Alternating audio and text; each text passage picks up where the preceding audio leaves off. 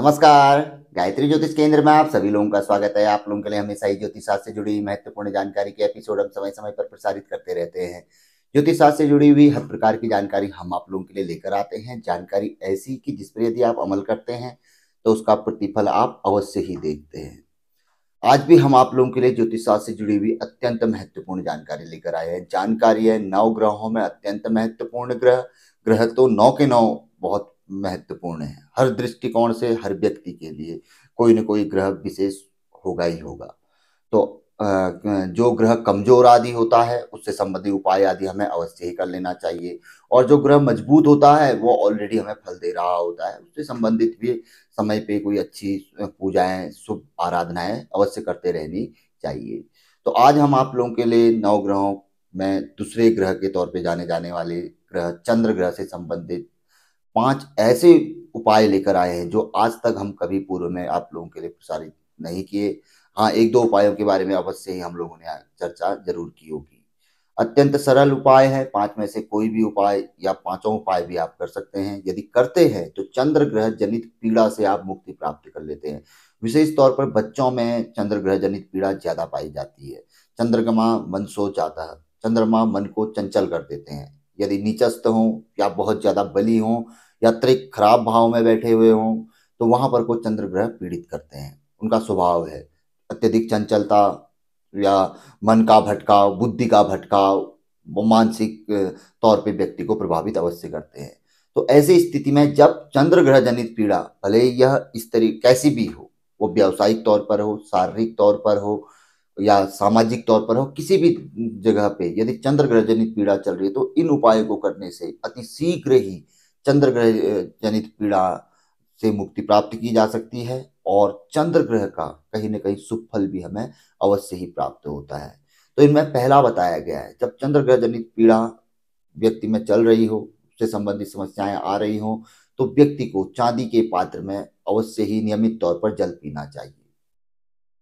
अब चांदी का पात्र हर कोई नहीं बना सकता है तो कोई किसी गिलास स्टील आदि के जो गिलास होते हैं उसमें थोड़ा सा चांदी को भीतर से कहीं पर कोई उसका पतली सी प्लेट बनाकर चिपकाया भी जा सकता है। तो आदमी अपनी बुद्धि के अनुसार कर सकता है।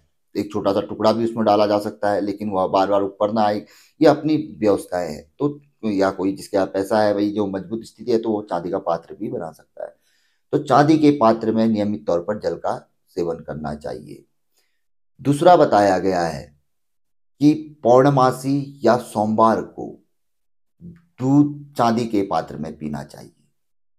यानी कि जो पौर्णमासी जिस दिन पूर्ण चंद्रमा होता है या सोमवार, इन 2 दिनों में यानी सोमवार तो महीने में 4-5 आएंगे और किंतु पौर्णमासी एक ही आएगी। तो इन दिनों विशेष तौर पर सायकाल से पहले यानी कि दिन के समय पे सायकाल से पहले दूध को चांदी के पात्र में पीना चाहिए। गर्म करके चांदी के पात्र में डालकर दूध का सेवन करने से भी चंद्र ग्रह पीड़ा दूर होती है। तीसरा बहुत महत्वपूर्ण है, भूल कर भी कभी भी दूध का रात्रि में सेवन नहीं करना चाहिए। यदि चंद्र ग्रह जनित पीड़ा चल रही है भले ही वो चांदी के पात्र में हो या कैसे भी हो, दूध का सेवन रात्रि को नहीं करना चाहिए। चौथा बताया गया है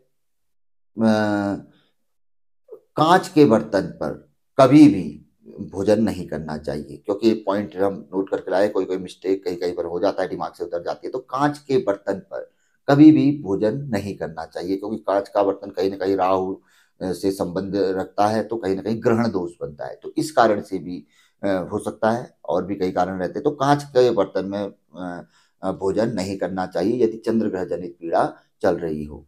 पांचवा बहुत महत्वपूर्ण है, इसको यदि आप अपने पास रखते हैं तो ये कहीं ना कहीं बहुत अच्छा फायदा भी दे सकता है किसी भी रूप में।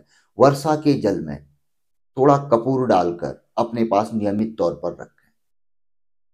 इससे पीड़ा तो दूर होगी, कहीं ना कहीं बहुत अच्छा फायदा भी। जो चंद्र ग्रह यदि किसी का भाग्येश है, धनेश है, लाभेश है या सुखेश है, कोई चीजें देना चाह रहा है नहीं दे रहा है तो वहां पर कोई ये चीजें बहुत कारगर करती है। और अंतिम में ये वर्षा के जल में कपूर को रखना ये बहुत कारगर उपाय माना जाएगा और माना जाता है। और जब आप आजमाएंगे तब आपको पता चल पाएगा।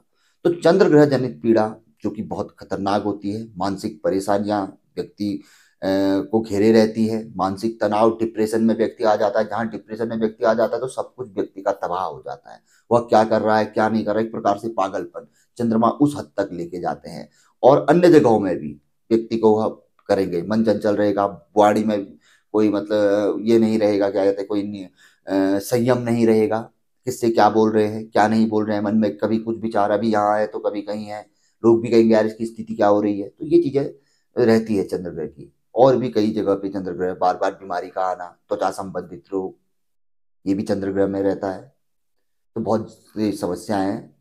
तो ये तो ज्योतिषी आप पत्रिका दिखा सकते हैं, अगर यदि वो बताते हैं कि चंद्र ग्रह जनित समस्या है तो इन उपायों को आप आसानी से कर सकते हैं और लाभ प्राप्त कर सकते हैं।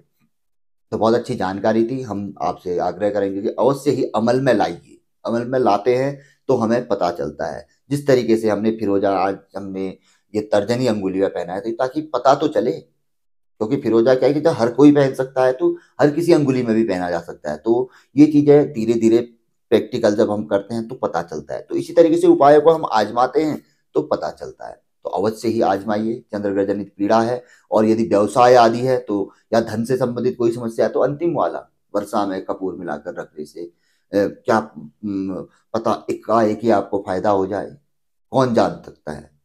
कहीं ना कहीं चंद्र ग्रह यदि भाग्येश है, धनेश है, लाभेश है, सुकेश है, बने हुए हैं धन में या इन भाव में बैठे हुए हैं, तो ये उपाय आपको फायदा भी दिला सकता है। तो जरूरी नहीं कि चंद्र ग्रह के लिए, व्यवसाय आदि के लिए भी आप कर सकते हैं, कैरियर आदि के लिए भी कर सकते हैं, भाग्येश है तो। जी। तो बहुत अच्छी जानकारी थी। पसंद आई तो जरूर आगे बढ़ाकर शेयर कर सकते हैं। नए लोगों से हमेशा आग्रह रहता है गायत्री ज्योतिष केंद्र के साथ जुड़े चैनल को सब्सक्राइब करें, बेल आइकन दबाएं। यदि आप सब्सक्राइब करते हैं, बेल आइकन दबाते हैं, तो जब भी जानकारी यहाँ से प्रसारित होती है तो सीधे आप लोगों तक पहुंचती है।